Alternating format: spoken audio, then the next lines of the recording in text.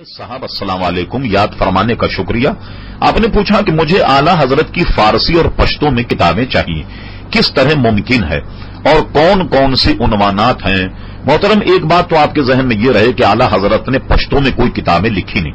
आला हजरत अफगानिस्तान के रहने वाले थे, लेकिन सदियों से उनके आबा व अजदाद हिंदुस्तान में आन करके बस गए, लिहाजा पश्तो आला हजरत जो थे वो जबान में आला हजरत का कोई रिसाला नहीं रहा। फारसी का मसला तो चूंकि आला हजरत फाजले बरेलवी रहमतुल्लाह अलैह कोई बाज़ाब्ता किताबें तसनीफ नहीं फरमाते, बल्कि कोई सवाल अगर आता तो उसका जवाब दिया करते।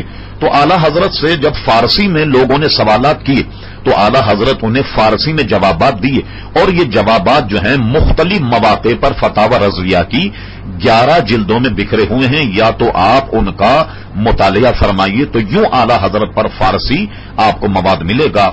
अलहदा से कोई किताबें आला हजरत ने जबान फारसी में नहीं लिखी, और जो लिखी जो मजामीन वो फतावा रज़विया में मौजूद हैं, जो 11 जिल्दों पर मोहित हैं। उनका मुतालिया करने से कहीं कहीं आपको उसमें फारसी मजामीन जो है वो मिल जाएंगे। और बसूरत दीगर कराची में एक इदारा है इदारा तहकीकात इमाम अहमद रजा, आप उनसे रुजू करें तो वो और ज्यादा मालूमात फराहम करेंगे। याद रहे कि सदर में रोजनामा आगाज जो है, आगाज अखबार के दफ्तर ही से मुत्तसिल उनका भी दफ्तर है, वहां आप रुजू करके और ये सारी मालूमात जो है वो कर सकते।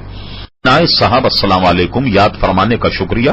आपने पूछा कि मुझे आला हजरत की फारसी और पश्तो में किताबें चाहिए।